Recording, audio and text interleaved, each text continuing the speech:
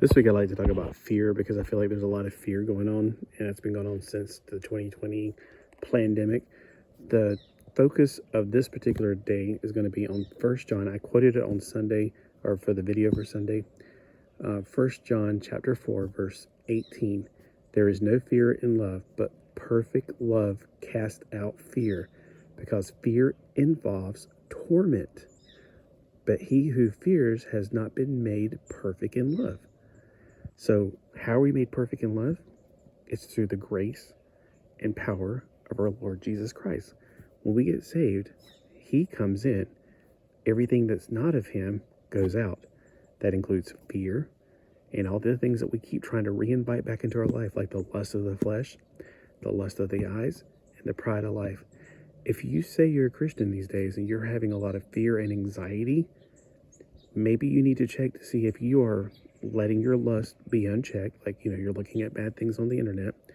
Maybe you're lust of the flesh, lust of the eyes. Maybe you're, again, looking at things you should be looking at, but also maybe the pride of life. Like you're buying things just to impress people, like the newest Nike shoes or something to that effect.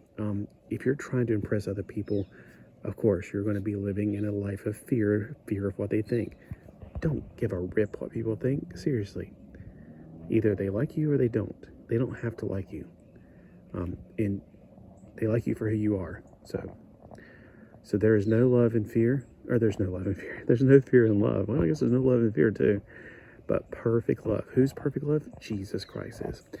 Fear is the word phobos. I actually knew that as a kid because I had a Micronaut.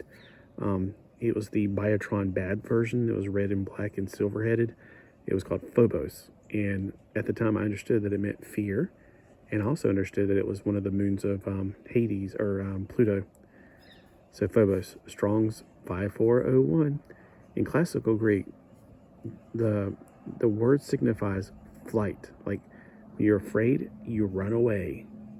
Later it came to denote that which causes flight, hence fear, terror, or dread. In the New Testament, Phobos denotes both the fear of terror and the fear of reverence toward God.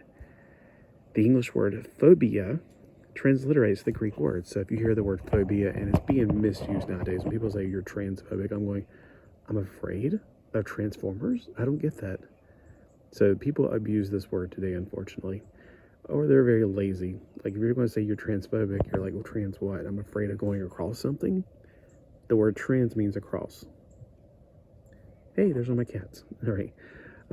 So phobia comes from the word phobos. And even as a kid, I actually knew that. Back in when I was like 7 years old, I remember I found out what phobos meant.